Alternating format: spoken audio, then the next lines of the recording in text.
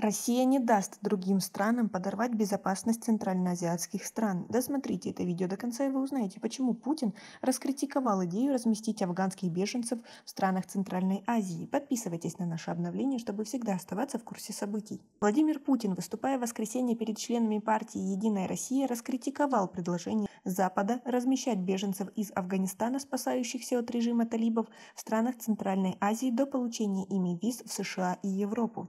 Наши, скажем, западные партнеры настойчиво ставят вопрос о том, чтобы разместить беженцев в странах Центральной Азии до получения виз США или других стран.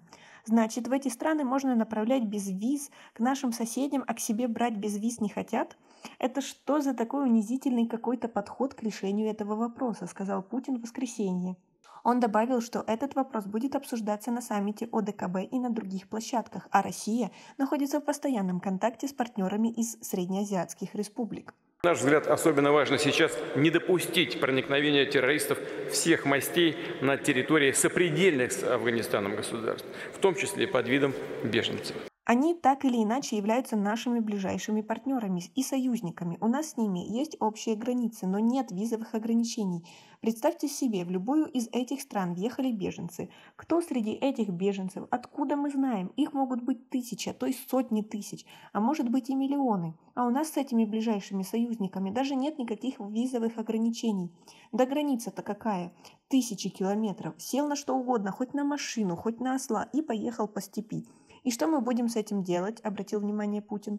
Как вы относитесь к такому опасению президента? Свои ответы напишите нам, пожалуйста, в комментарии. Он назвал обеспечение национальной безопасности одной из важнейших и приоритетных задач, в том числе для МИД Российской Федерации. С середины августа десятки тысяч афганцев стремятся покинуть страну, опасаясь за свою жизнь и не веря обещаниям талибов, захватившим власть в Афганистане, об амнистии и о том, что они не будут расправляться со своими оппонентами.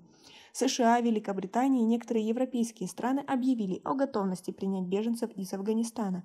Саммит ОДКБ в онлайн-формате прошел в понедельник. Многих политиков на Западе приходит осознание того, что нельзя навязывать извне стандарты политической жизни и поведения другим странам и народам, несмотря на их особенности этнического состава этих стран, религиозного, их исторических традиций.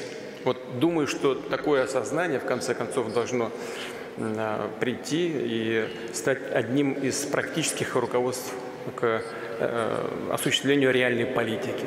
Как вам такая ситуация и перспектива размещения афганских беженцев у нас на территории? Свои ответы напишите нам, пожалуйста, в комментарии. У нас пока на этом все. Оцените наше видео подпиской и лайком. До скорой встречи!